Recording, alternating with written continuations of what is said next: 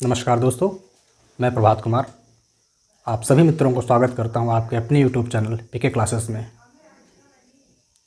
LP technician के batch में trade electrician वाले बच्चों के लिए आज की हमारी ये चौथी क्लास होगी। आइए हम लोग अपने टाइम को लॉस न करते हुए अपने अगले टॉपिक की तरफ आते हैं। अगला पॉइंट हमारा क्या है? विद्युतीय क्षेत्र, इलेक्ट्रिक फील्ड। विद्युतीय क्षेत्र, इलेक्ट्रिक फील्ड। पिछली क्लास में हमने एक पॉइंट पढ़ा था विभव। पिछली क्लासेस में हमने एक पॉइंट पढ़ा था विभव। विभव क्या था? हम वोल्टेज को या विभव, दोनों की चीज़ें, विभव बोलिए या वोल्टेज बोलिए या ईएमएफ बोलिए। विभव, वोल्टेज और ईएमएफ, ठीक है, तीनों एक ही चीज़ थी। तीनों का मात्रक क्या होता है? वोल्ट। तीनों का मात्रक वोल्ट। ये पुरानी क्लास में, हम पिछली क्लास में पढ़ चुके हैं। हमने पिछली क्लासेस में विभव के बारे में थोड़ा सा पढ़ा था। विभव क्या होता है? हमने ये पढ़ा था कि किसी एकांक धन आवेश को अनंत से, किसी एकांक धन आवेश को अनंत से किसी विद्युतीय क्षेत्र, किसी विद्युतीय क्षेत्र तक लाने में किए गए कार्य को विभव बोलते हैं। ठीक है, किसी एकांक धन आवेश को अनंत से विद्युतीय क्षेत्र तक लाने में किए गए कार्य को विभव बोलेंगे। और किया गया कार्य क्या है? विभव है या किया गया कार्य। तो समझना यह है, किसी एकांक धन आवेश को अनंत से विद्युतीय क्षेत्र तक लाने में किया गया कार्य विभव कहलाता है। तो विभव एक प्रकार का कार्य भी है, इस चीज़ को ध्यान रखना है। विभव एक प्रकार का कार्य भी है, ठीक है। नेक्स्ट पॉइंट हमारा विद्युतीय क्षेत्र। विद्युतीय क्षेत्र क्या होता है देखते हैं। किसी आवेश या आवेशों के चारों ओर, किसी आवेश या आवेशों के चारों ओर का वह क्षेत्र जिसमें कोई दूसरा बल, जिसमें कोई दूसरा आवेश अपने पर एक बल का अनुभव करता है, विद्युतीय क्षेत्र कहलाता है। किसी आवेश या आवेशों के चारों ओर का वह क्षेत्र जिसमें कोई दूसरा आवेश अपने पर एक बल का अनुभव करता है, विद्युतीय क्षेत्र कहलाता है, इलेक्ट्रिक फील्ड कहलाता है। जैसे कोई आवेश है, ये एक आवेश ये है, ठीक है। ये पॉजिटिव आवेश है, ये नेगेटिव आवेश है, धन आवेश, ऋण आवेश। जैसे ये पॉजिटिव है तो ये नेगेटिव की तरफ चला जाएगा, ठीक है। ये विद्युतीय क्षेत्र किसी नेगेटिव विद्युतीय क्षेत्र की तरफ जा रहा है, इस पर जो बल अनुभव हो रहा है ये क्या कहलाएगा? विद्युतीय क्षेत्र। अच्छा, ये विद्युतीय क्षेत्र जो पॉजिटिव से नेगेटिव की तरफ जा रहा है, इस रेखा को बोलेंगे विद्युतीय बल रेखा। विद्युतीय बल रेखा। विद्युतीय क्षेत्र में कार्य करने वाले जो विद्युतीय बल रेखाएं होते हैं, ये कई टाइप के होते हैं। जैसे ये एक समान भी हो सकती है, ये सघन भी हो सकती हैं, ये विरल भी हो सकती हैं। किसी आवेश या आवेश के चारों ओर का वह क्षेत्र, किसी आवेश या आवेश के चारों ओर का वह क्षेत्र जिस पर कोई दूसरा आवेश अपने पर एक बल का अनुभव करता है, वह क्षेत्र क्या कहलाएगा? विद्युतीय क्षेत्र, इलेक्ट्रिक फील्ड। ये क्षेत्र जिस रेखाओं के माध्यम से प्रदर्शित किए जाते हैं, उन रेखाओं को क्या बोलते हैं? विद्युतीय बल रेखा। जैसे देख रहे हैं, पॉजिटिव आवेश से नेगेटिव आवेश की तरफ आकर्षित हो रहा है, इस पे कोई बल लग रहा है, इन बल रेखाओं को हम क्या बोलेंगे? विद्युतीय बल रेखा। ये विद्युतीय बल रेखाएं एक समान भी हो सकती हैं, ये विद्युतीय बल रेखाएं सघन भी हो सकती हैं, ये विरल भी हो सकती हैं। आप देख रहे हैं यहाँ एक समान है, यहाँ सघन क्षेत्र है और विरल क्षेत्र है। यानी ये एक समान बल रेखाओं का एरिया है, सघन बल रेखाओं का एरिया है और विरल विद्युतीय बल रेखाओं का क्षेत्र है। ये रेखाएं जो हैं कभी भी एक दूसरे को काटती नहीं हैं। ये जो रेखाएं होती हैं, विद्युतीय बल रेखाएं होती, कभी भी एक दूसरे को कभी काटती नहीं हैं। क्योंकि अगर ये काट देंगी तो एक ही बिंदु पे दो रेखाएं हो जाएंगी, रेखा ए रेखा बी। ठीक है, तो ऐसा संभव नहीं है। ठीक है, इसलिए ये रेखाएं कभी भी एक दूसरे को काटती नहीं, परस्पर आपस में काटती नहीं है, इस चीज़ को ध्यान रखना है। ठीक है, तो हमने क्या देखा, कोई आवेश या आवेश के चारों ओर का वह क्षेत्र जिस पर कोई बल अनुभव करता है वह क्या कहलाएगा, विद्युतीय क्षेत्र। विद्युतीय क्षेत्र को निरूपित करने वाली रेखाओं को क्या बोलेंगे, विद्युतीय बल रेखा। आप देख रहे हैं पॉजिटिव से नेगेटिव तरफ बल रेखाएं जा रही हैं, ये रेखाएं क्या कहलाएंगी, विद्युतीय बल रेखा। ये रेखाएं तीन टाइप की होती हैं, एक समान भी हो सकती हैं, सघन भी हो सकती हैं और विरल माध्यम में भी हो सकती हैं। ये रेखाएं एक दूसरे को कभी भी काटती नहीं है। क्यों नहीं काटती, क्योंकि अगर काट देंगे तो एक ही बिंदु पे दो दिशाएं हो जाएंगी और ऐसा संभव नहीं होता विद्युतीय बल रेखाओं में। ठीक है, अगला पॉइंट क्या कर रहा है हमारा,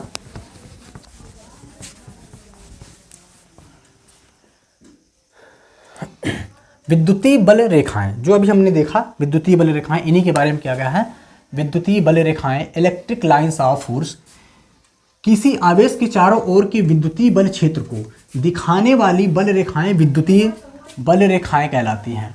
किसी आवेश के चारों ओर के विद्युतीय क्षेत्र को, अभी मैंने बताया ये कोई विद्युतीय क्षेत्र था, इसके चारों ओर दिखाने वाली जो लाइनें होती हैं ये क्या कहलाएंगी, विद्युतीय बल रेखाएं। अब मैंने दिखाई एक समान थी, सघन थी, विरल थी। ठीक है, तो ये रेखाएं क्या कहलाती हैं, विद्युतीय बल रेखाएं। वही चीजें हैं कि किसी आवेश के चारों ओर के विद्युतीय क्षेत्र को दिखाने वाली बल रेखाओं विद्युतीय बल रेखाएं कहलाती हैं। यह काल्पनिक रेखाएं होती है, जो रेखाएं होती हैं ये काल्पनिक होती है। विद्युतीय बल रेखाएं काल्पनिक रेखाएं होती हैं, इमेजिनरी लाइंस होती हैं, काल्पनिक रेखाएं होती हैं। विद्युतीय बल रेखाएं धनावेश से शुरू होकर ऋण आवेश पर खत्म होती है। अभी मैंने आपको दिखाया था ये पॉजिटिव था और यहाँ पे निगेटिव आवेश था, तो यहाँ से ये लाइनें जा रही थी, ये विद्युतीय बल रेखा थी। हमने देखा था पॉजिटिव आवेश से निगेटिव आवेश की तरफ जा रही है, ये विद्युतीय बल रेखा। विद्युतीय बल रेखा पॉजिटिव से निगेटिव की तरफ जा रही है, यही है विद्युतीय बल रेखाएं। ठीक है, तो विद्युतीय बल रेखाएं धन आवेश से शुरू होकर ऋण आवेश पर खत्म होती हैं। ये रेखाएं एक दूसरे को नहीं काटती हैं। हमने दिखाया था कि ये रेखाएं हैं कोई, तो ये रेखाएं एक दूसरे को कभी भी आपस में या परस्पर नहीं काटती हैं, क्योंकि काटे गए बिंदु पर विद्युतीय क्षेत्र की दो दिशा होगी जो संभव नहीं है। काटे गए बिंदु पर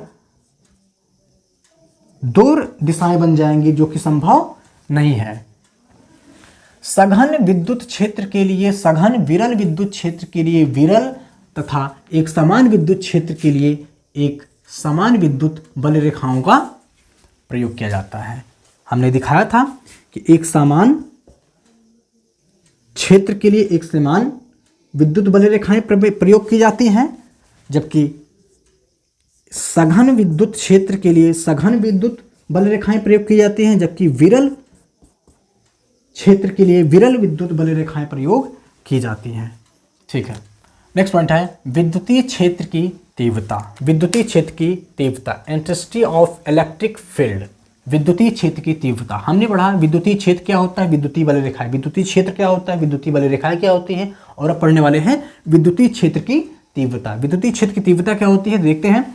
यदि किसी विद्युतीय क्षेत्र में किसी बिंदु पर Q आवेश पर F बल लगता है तो उस बिंदु पर विद्युतीय क्षेत्र की तीव्रता E = F/Q होती है।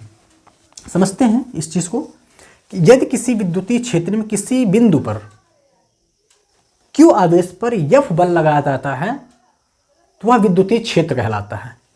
समझते हैं, विद्युतीय क्षेत्र को हम लोग E से डिनोट करते हैं। विद्युतीय क्षेत्र को हम लोग E से डिनोट करते हैं और E = होता है F, E = F/Q। अगर हम इसकी एक और परिभाषा देना चाहें इसके इस फार्मूले के आधार को बना करके, तो वो ऐसे हो सकता है कि एकांक धन आवेश पर लगने वाला बल, एकांक धन आवेश पर लगने वाला आकर्षण बल क्या कहलाता है, विद्युतीय क्षेत्र की तीव्रता। ठीक, यही चीजें हैं। एकांक धन आवेश पर लगने वाला आकर्षण बल विद्युतीय क्षेत्र की तीव्रता कहलाता है। ठीक है, तो आप इस चीज को भी नोट डाउन कर लीजिएगा कि एकांक धन आवेश पर लगने वाला आकर्षण बल विद्युतीय क्षेत्र की तीव्रता कहलाता है। अब चूंकि एफ हमारा फोर्स है यानी बल है और बल का मात्रक हमारा क्या होता है, न्यूटन। चूंकि एफ फोर्स है, बल है और बल का मात्रक हमारा क्या होता है, यूनिट क्या होता है, तो न्यूटन। चूंकि Q क्या है, आवेश है और आवेश का मात्रक क्या होता है, कूलाम। तो इसका मात्रक हम बोल सकते हैं न्यूटन प्रति कूलाम, या इस तरीके से न्यूटन पर कूलाम ये कहा जा सकता है। इसको हम ऐसे भी लिख सकते हैं न्यूटन प्रति कूलाम, ऐसे भी लिख सकते हैं, ठीक है। तो विद्युतीय क्षेत्र की तीव्रता क्या कर रहा है, यदि किसी विद्युतीय क्षेत्र में किसी बिंदु पर Q आवेश पर F बल लगता है तो उस बिंदु पर विद्युतीय क्षेत्र की तीव्रता E = F/Q होती है। इसका SI मात्रक N/C, यही है N/C, अर्थात न्यूटन प्रति कूलाम या न्यूटन प्रति कूलाम होता है। ये भी हो सकता है, ये भी हो सकता है और ये भी हो सकता है, मैंने आपको डिफाइन कर दिया। नेक्स्ट पॉइंट कह रहा है यह एक सदिश राशि है, यह एक सदिश राशि है।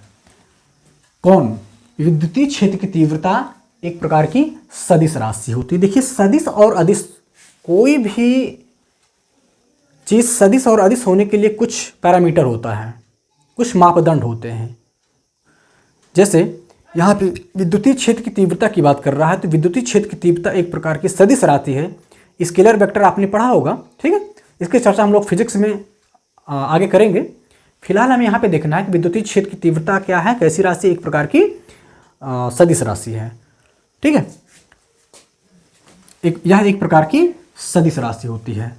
विद्युतीय क्षेत्र की तीव्रता, विद्युतीय क्षेत्र की तीव्रता, विद्युतीय क्षेत्र की तीव्रता और चुंबकीय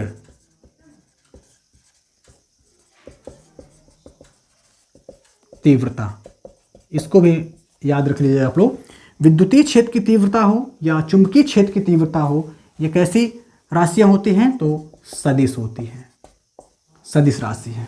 जबकि विद्युतीय क्षेत्र विभव और चुंबकीय विभव एक प्रकार का अदिश राशि होता है। तो ध्यान रखिएगा इस चीज को, विद्युत क्षेत्र की तीव्रता, चाहे वो विद्युतीय क्षेत्र की तीव्रता हो अथवा चुंबकीय क्षेत्र की तीव्रता हो, ये किस प्रकार की राशि है, तो सदिश राशि है। जबकि विद्युतीय क्षेत्र का विभव और चुंबकीय क्षेत्र का विभव जो होता है, ये एक प्रकार की अदिश राशि होती है। ध्यान रखिएगा इसको। एक इंटरेस्टिंग क्वेश्चन यहाँ से बनता है, बहुत ही अच्छा क्वेश्चन बनता है, इस चीज़ को ध्यान रखिएगा। यहाँ पे मैंने लिखा हुआ है, किसी खोखले चालक के अंदर विद्युतीय क्षेत्र की तीव्रता शून्य हो जाती है क्योंकि उसके अंदर का माध्यम हवा है। इसलिए बिजली चमकते समय कार की खिड़की और दरवाजे बंद कर लिए जाते हैं। किसी खोखले चालक के अंदर विद्युतीय क्षेत्र की तीव्रता शून्य हो जाती है। कोई खोखला गोलक है ये, कोई खोखला चालक है ये हमारा, ये क्या है, खोखला चालक, और इसके अंदर क्या है, हवा है। कोई खोखला चालक है, जो खोखला है तो इसके अंदर जाहिर सी बात है इसके अंदर एयर है या हवा है। जब इसको हम आवेश देते हैं तो जो आवेश होता है यानी चार्ज होता है, इसके सतह पर जमा हो जाता है। जब हम इसको आवेश देते हैं तो इसके सतह पर वो जमा हो जाता है, और जब हम इसको आवेश देंगे तो इसके सतह पर जो आवेश होगा वो जमा हो जाएगा, जिसके कारण से ये जो खोखला चालक है, ये खोखला चालक का आकार क्या हो जाएगा, बढ़ता है। समझ पा रहे हैं। यदि किसी खोखले चालक की बात की जाए तो इस पर जब आवेश दिया जाता है तो जो आवेश होता है इसकी परत पर, उसकी सतह पर जमा हो जाता है, जिसके कारण इसका आकार बढ़ जाता है। किसका, खोखले चालक का आकार बढ़ जाता है, ठीक है। और इसके अंदर क्या है, खोखले चालक के अंदर क्या है, तो हवा होती है, ठीक है। और जब इस पर कोई बल लगाया जाता है वो बल कार्य ही नहीं करता है, क्योंकि इसके अंदर कोई आवेश तो है नहीं, ये खाली है, इसके अंदर हवा है। जब इस पर कोई फोर्स लगाएंगे, कोई बल लगाएंगे तो वो कोई काम ही नहीं करेगा, अर्थात कोई उसका विभव होगा नहीं, मैं अभी आपको बता चुका हूँ, विभव यानी एक प्रकार का कार्य भी है, और जब इस पर कोई कार्य ही नहीं हुआ यानी कोई आवेश ही नहीं है तो किस प्रकार कुछ कार्य ही हुआ नहीं, यानी अर्थात इसके अंदर कोई आवेश ही नहीं है, और जब आवेश नहीं है तो कोई कार्य भी नहीं हुआ। ठीक है, तो यहां से क्वेश्चन पूछता है कि किसी खोखले गोलक के अंदर का माध्यम क्या होता है, तो माध्यम क्या है, हवा। इसके खोखले चालक के अंदर क्या आवेश होता है, तो नहीं। जब आवेश नहीं होता तो किसी प्रकार का इस पर बल नहीं काम कर पाएगा। क्लियर, ठीक है। इसकी तीव्रता खोखले चालक की तीव्रता शून्य होती है।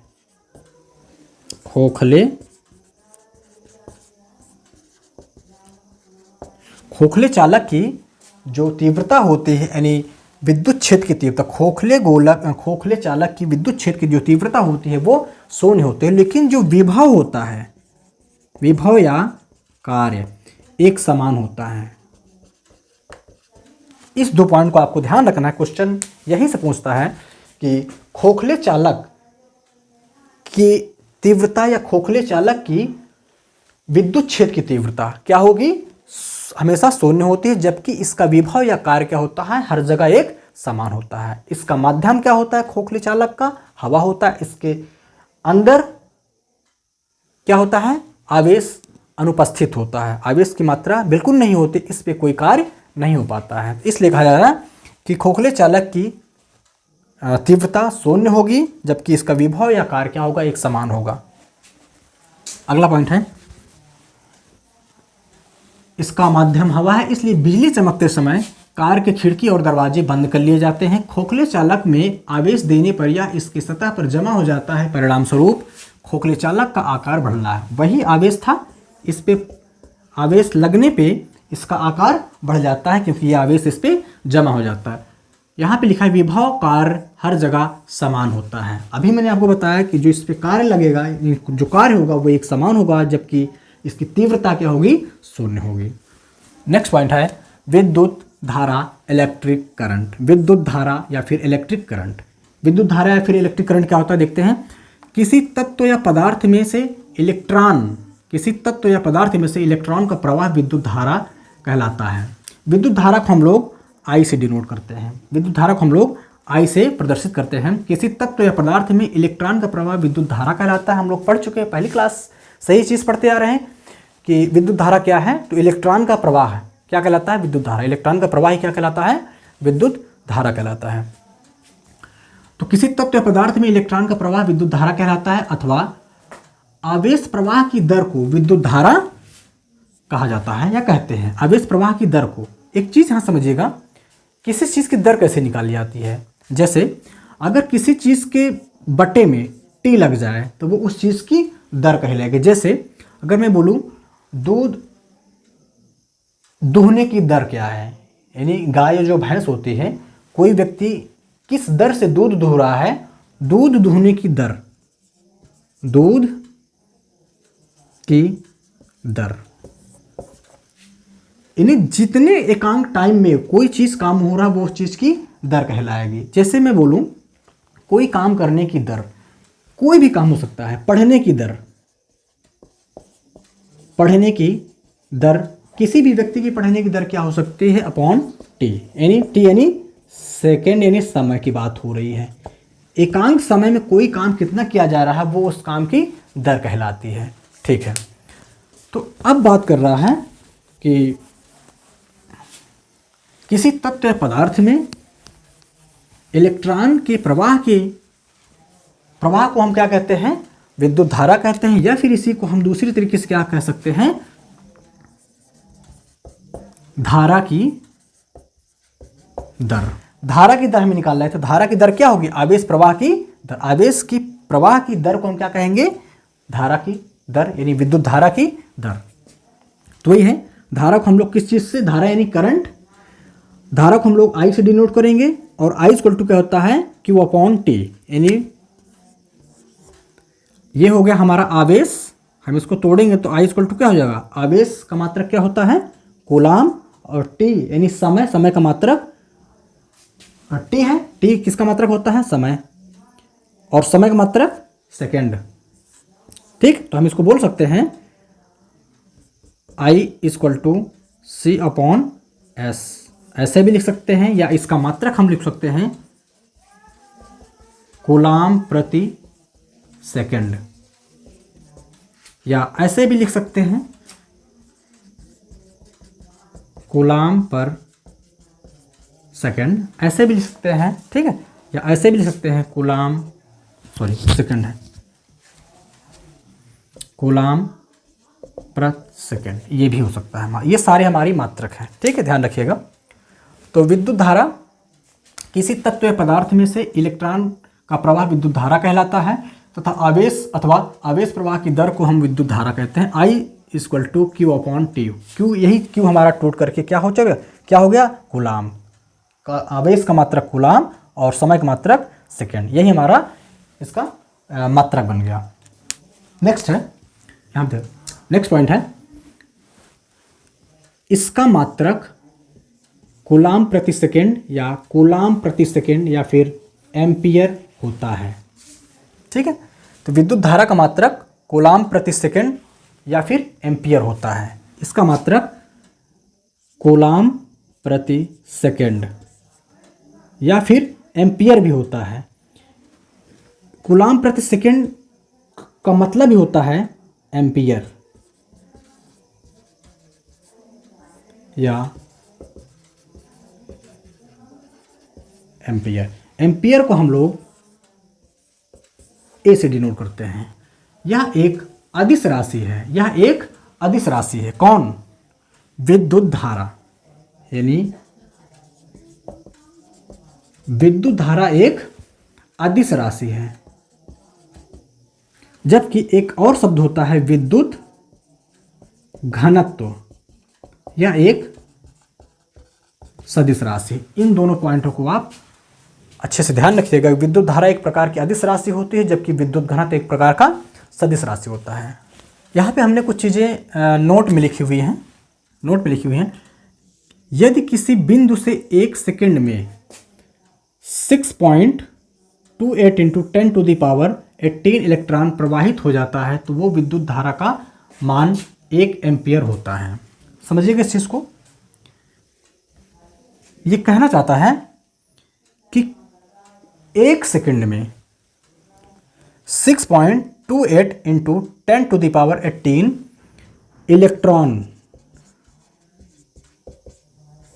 प्रवाहित हो जाता है या प्रवाहित होता है। ध्यान रखिएगा, कह रहा है कि 1 सेकंड में, एकांक समय में किसी बिंदु से 6.28 इंटू 10⁻18 इलेक्ट्रॉन प्रवाहित हो जाता है तो वो क्या कहलाता है? 1 एम्पियर कहलाता है। यानी हम कह सकते हैं कि 1 एम्पियर की वैल्यू क्या होगी? 6.28 इंटू 10⁻18 इलेक्ट्रॉन। समझ पा रहे हैं? 1 एम्पियर का मान कितना होगा?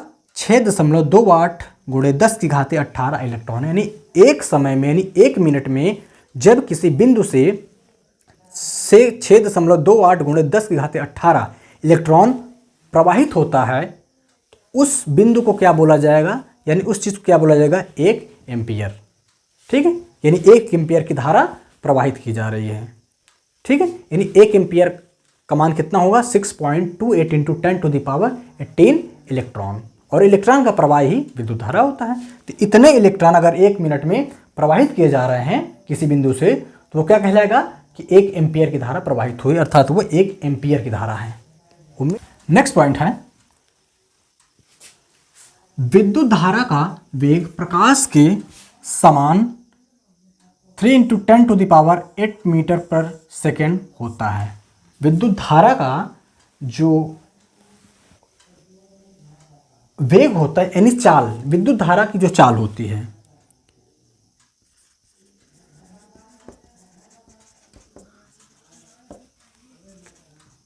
विद्युत धारा की जो चाल होती है वो प्रकाश के वेग के बराबर होती है। कह रहा है कि विद्युत धारा की जो चाल होती है कितनी होती है? किसके बराबर होती है? तो प्रकाश के वेग की बराबर होती है, यानी प्रकाश के चाल के बराबर होती है। और प्रकाश के चाल की वेग कितनी होती है, यानी प्रकाश की चाल कितनी होती है, तो 3 × 10⁸ मीटर पर सेकेंड होती है। ठीक है, किसकी, प्रकाश की, और प्रकाश की और विद्युत धारा की इक्विवेलेंट है। ठीक है, तो कह रहा है विद्युत धारा की चाल प्रकाश की चाल के बराबर होती है, यानी प्रकाश की चाल कितनी होती है, 3 × 10⁸ मीटर पर सेकेंड होती है, और प्रकाश की चाल और विद्युत धारा की चाल दोनों बराबर होती है।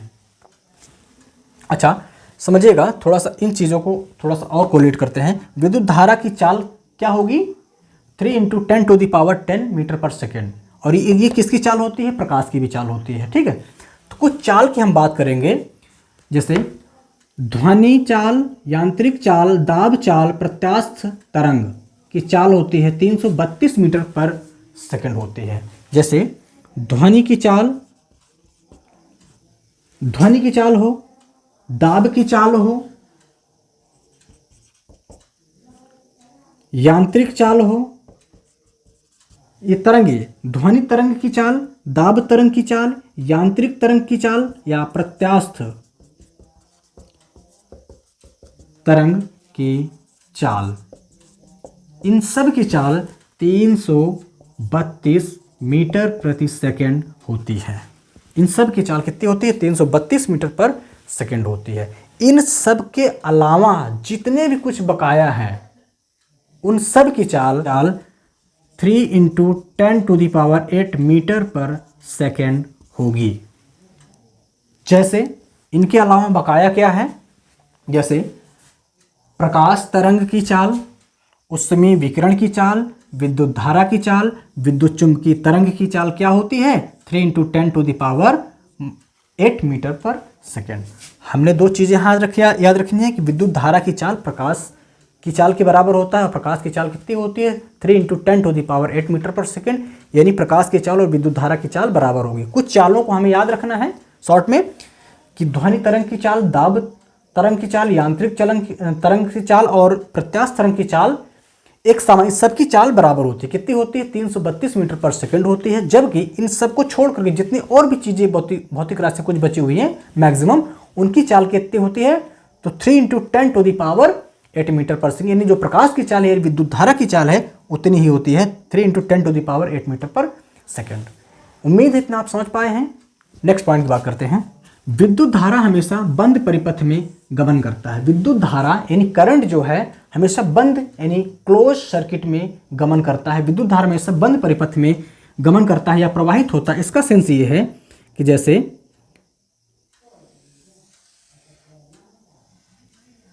मान लीजिए एक बल्ब है,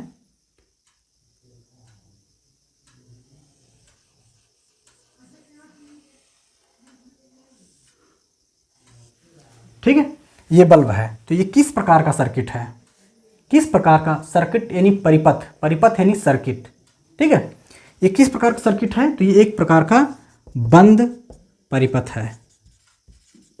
बंद परिपथ है, क्लोज सर्किट है। अगर हम इसमें फेज जोड़ दें यानी लाइन जोड़ दें और इसमें हम न्यूट्रल जोड़ दें, इसमें हम फेज जोड़ दें, फेज है हमारा ये, ठीक है भाई, दो तारें होती हैं, हमने इस तार में फेज लगा दिया, करंट लगा दिया, मेन लाइन लगा दिया और इसमें न्यूट्रल जोड़ दिया, अर्थ जोड़ दिया, जिसको हम अर्थिंग बोलते हैं।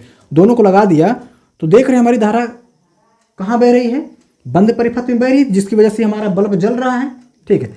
लेकिन इसी चीज़ को अगर हम यहाँ पे ब्रेक कर दें, ये जो तार होती है टंगस्टन की, हमारी जो फिलामेंट होता है हमारा, ये फिलामेंट किस धातु का बना होता है, तो टंगस्टन का बना होता है।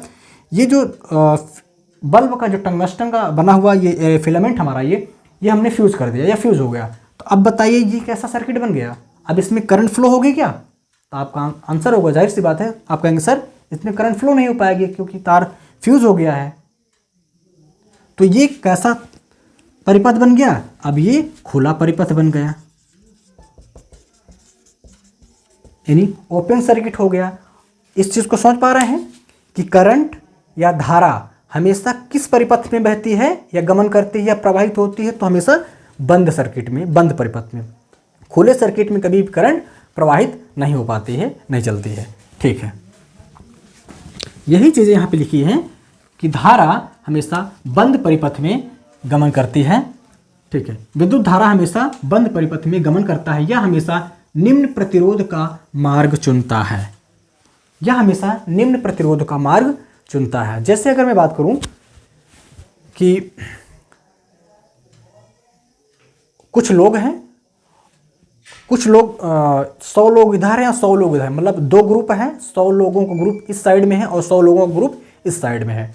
तो इधर वाले जो 100 लोग हैं ये मेरा विरोध ज़्यादा करते हैं, ठीक है, और जबकि इस साइड वाले जो लोग हैं ये मेरा विरोध कम करते हैं। तो मैं किस साइड से जाना पसंद करूंगा या किनके बीच में जाना पसंद करूंगा? जाहिर सी बात है, जो लोग मेरा विरोध कम कर रहे हैं मैं उनके बीच में जाने या उस रास्ते से होकर चले जाना ज़्यादा उचित समझूंगा अपेक्षाकृत अधिक विरोध वाले रास्ते से। तो ठीक ये चीज़ यहाँ भी लागू होती है कि जो विद्युत धारा होती है वो हमेशा निम्न मार्ग का चयन करती है। जैसे कह रहा है कि निम्न, यह हमेशा कौन, यानी धारा हमेशा निम्न प्रतिरोध का मार्ग चुनती है। निम्न प्रतिरोध का मतलब यह है, जैसे प्रतिरोध का मतलब होता है रुकावट, प्रतिरोध का मतलब होता है रुकावट। सॉरी, यहाँ पे कह रहा है विद्युत धारा हमेशा बंद परिपथ में गमन करता है, यह हमेशा निम्न प्रतिरोध का मार्ग चुनता है। यह कभी भी विद्युत धारा जो होती है कभी भी उच्च प्रतिरोध का मार्ग नहीं चुनती है। जैसे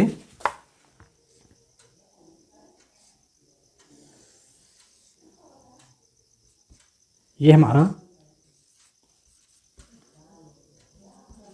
उच्च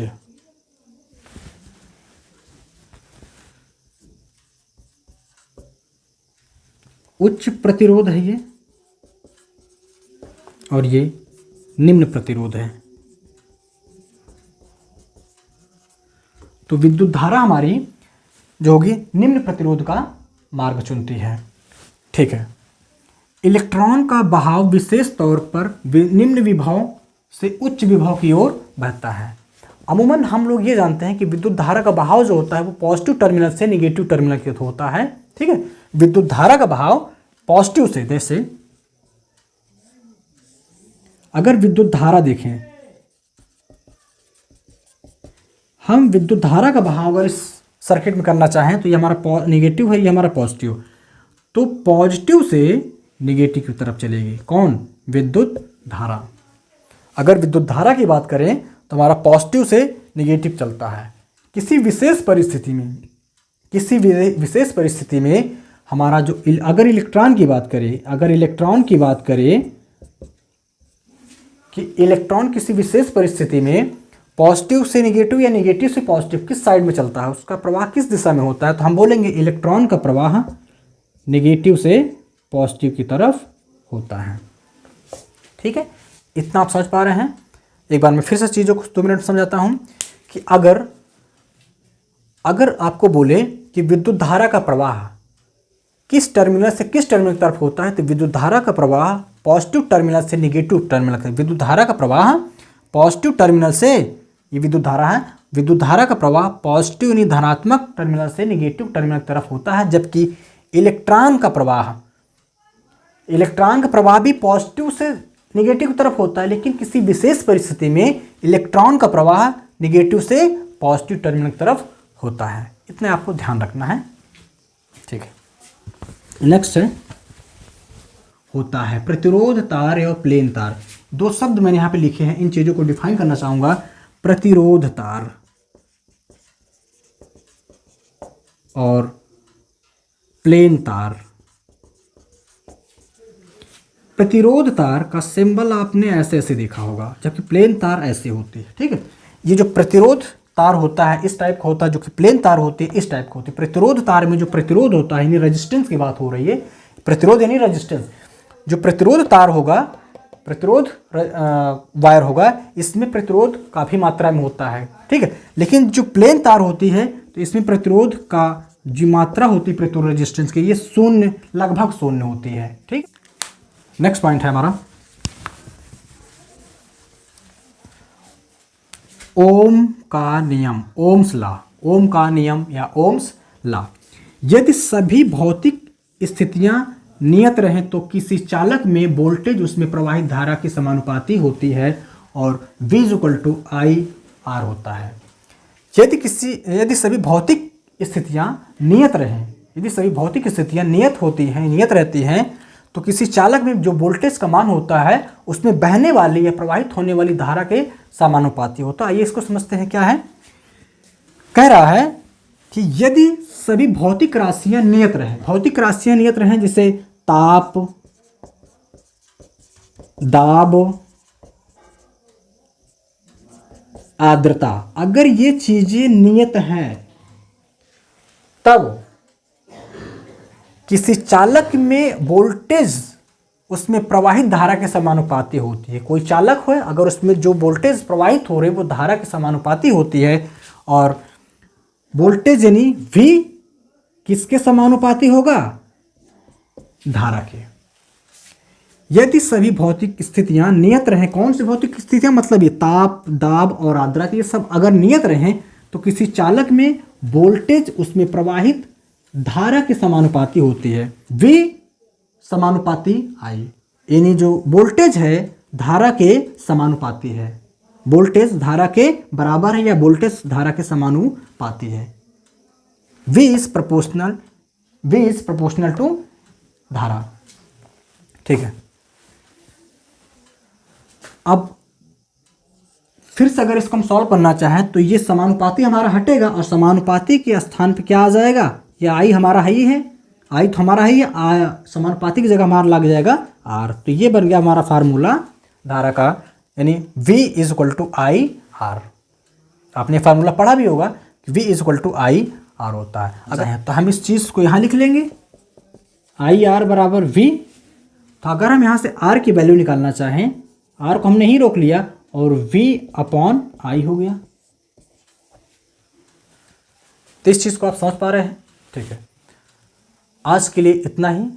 अगली क्लासेस हमारी नेक्स्ट टाइम पे होंगी, दैट मीन्स कल होंगी। मित्रों, अगर ये क्लास आपको पसंद आती है, अच्छी लगती है, तो हमारे वीडियोस को लाइक करें, दोस्तों में शेयर करें और हमारे चैनल को सब्सक्राइब करें। धन्यवाद।